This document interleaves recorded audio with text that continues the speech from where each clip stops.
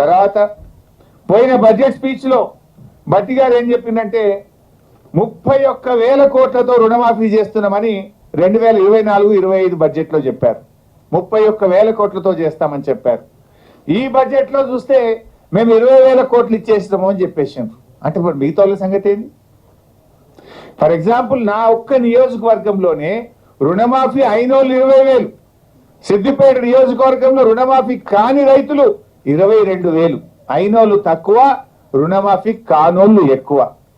కానీ బడ్జెట్ ప్రసంగంలో ఏం చెప్పిండు? ఇక రుణమాఫీ అయిపోయింది అన్నట్టు చెప్తున్నారు. మరి మిగతా వాళ్ళకి ఇస్తారా? ఎప్పుడు ఇస్తారు?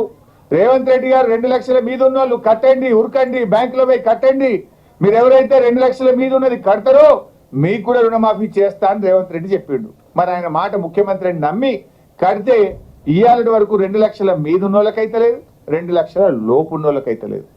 ఇవాళ 2 లక్షల లోపు రుణమాఫీ అయిందని భట్టి గారి ప్రసంగంలో చెప్పారు. ఒక నా నియోజకవర్గంలో 2 లక్షల లోపు ఉన్న 10,150 మందికి ఇప్పటిదాకా రుణమాఫీ కాలే. 2 లక్షల లోపు 10,150 మంది ఉన్నారు. అంటే మరి నువ్వు 2 లక్షల లోపు అయిపోయింది అనేది పిచ్చి అబద్ధం కదా. 2 లక్షల లోపు రుణమాఫీ అయిందన్నావు కదా బట్టి, పోదామా మదిరకు?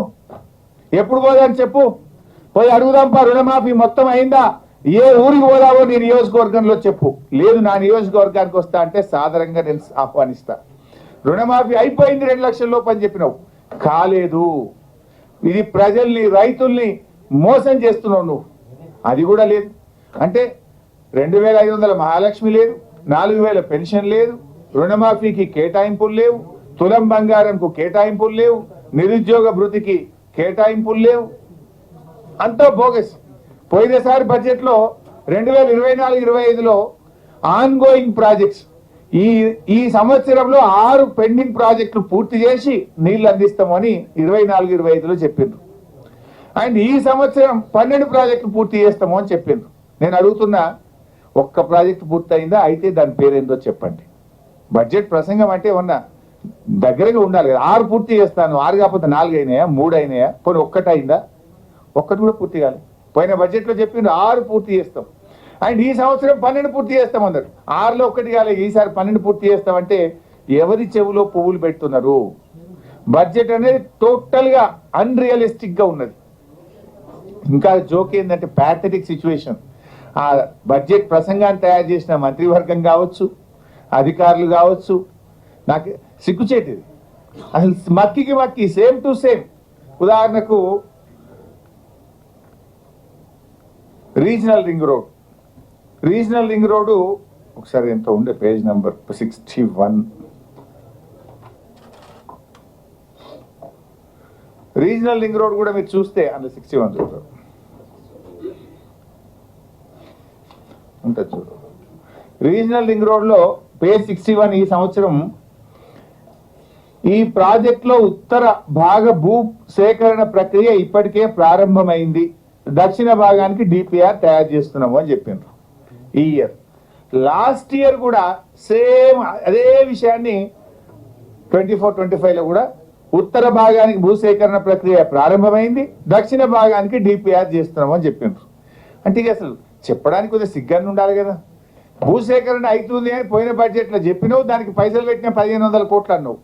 మళ్ళీ ఈ సంవత్సరం వస్తే కూడా గదే భూసేకరణ నడుస్తుంది అని చెప్తున్నావు.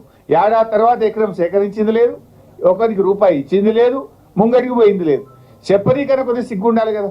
ఇందాక నేను చెప్పిన చూసిండ్రా కూలి ఏది, విద్యార్థుల బట్టలు కుడితే 50 నుంచి 75 పెంచడమని పోయిన బడ్జెట్లో 35వ పేజీలు అదే చెప్పిండ్రు. ఈ బడ్జెట్లో కూడా 35వ పేజీలు అదే మక్కి కాపీ అండ్ పేస్ట్. కొత్త విషయం లేదు. పోనీ అది అమలన్నా అయిందంటే అది కాదు. రీజనల్ రింగ్ రోడ్కు భూసేకరణ యాక్టివ్గా జరుగుతుందని పోయినసారి చెప్పిండ్రు, ఇప్పుడు చెప్పిండ్రు. ఇప్పటికీ ఎకరం సేకరించింది లేదు, ఒక రైతుకు రూపాయి ఇచ్చింది లేదు. పోనీ 75 రూపాయల కుట్టుకూలి అక్కచెల్లెలకు, మహిళా సంఘాలకు ఇచ్చిండ్రా అంటే ఇచ్చింది లేదు. మక్కి కాపీ అండ్ పేస్ట్. చెప్పిందే చెప్పుడు, పాడిందే పాడు, పాసువన్ల పాట అన్నట్టు చెప్పిందే చెప్పుడు తప్ప అది అమలైనటువంటి పరిస్థితి లేదు.